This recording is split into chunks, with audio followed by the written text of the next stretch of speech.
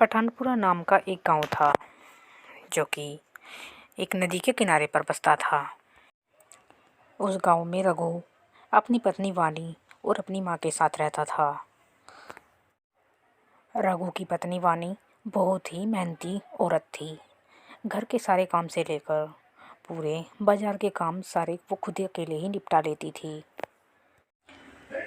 रघु एक मछुआरा था, लेकिन जिस दिन रघु को कोई मछली मिल जाती थी तो मिल जाती थी, वरना वो ऐसे ही रहता था। एक दिन की बात है, वानी बाजार से वापस लौट रही थी।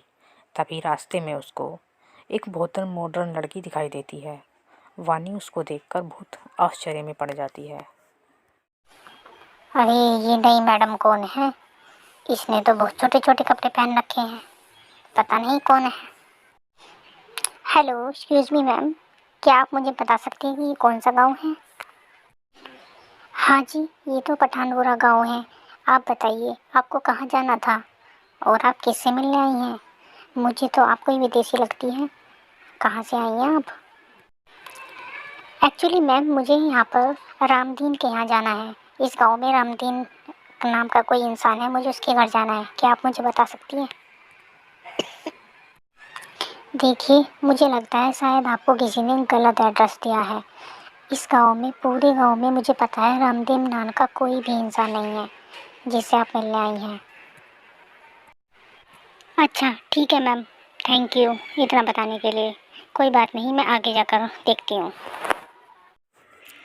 ऐसा बोलकर दोनों अपने अपने रास्ते निकल पड़ते हैं। आगे चलकर लड़की देखती है कि रघु घर के बाहर बैठा हुआ है। वो रघु को देखकर रुक जाती है और रघु की तरफ देखती है।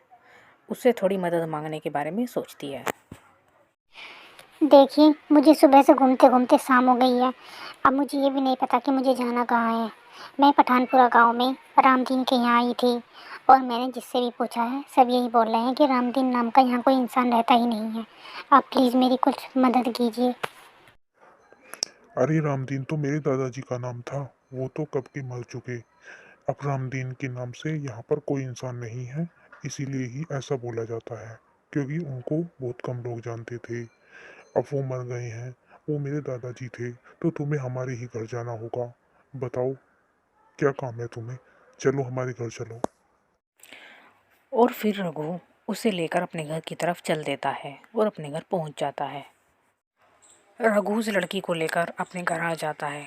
रघु की माँ सामने खड़ी हुई है और रघु की पत्नी अंदर कमरे में बैठी हुई है।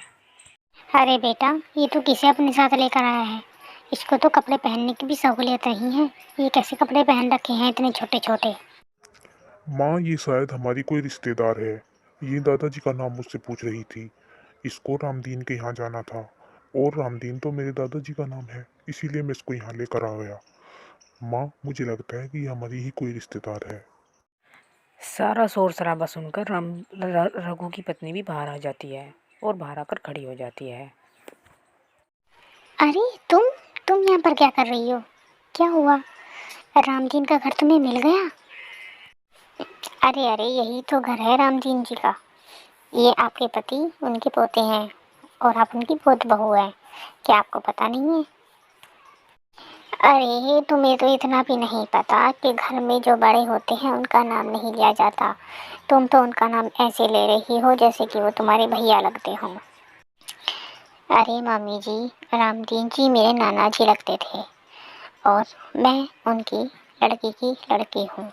मतलब मैं आपकी नंद की लड़की हूँ। क्या आपने मुझे पहचाना नहीं?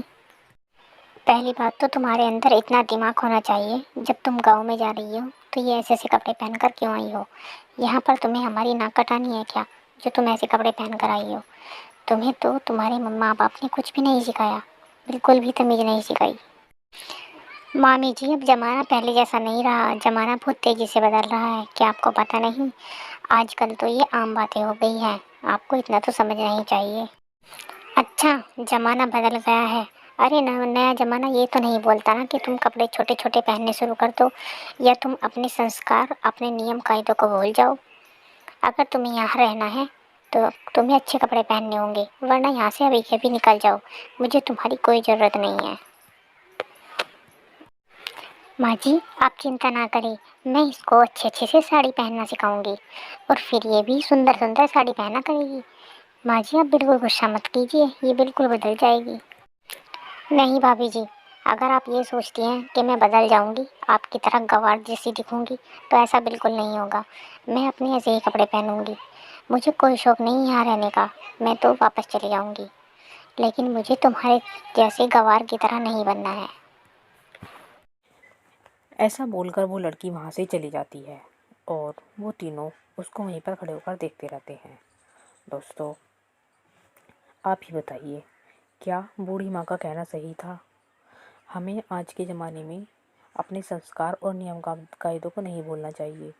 लेकिन फिर भी आप अपनी सोच बताइएगा, कमेंट करके ज़रूर बताइएगा कि क्या बूढ़ी माँ की बात सही थी या गलत थी।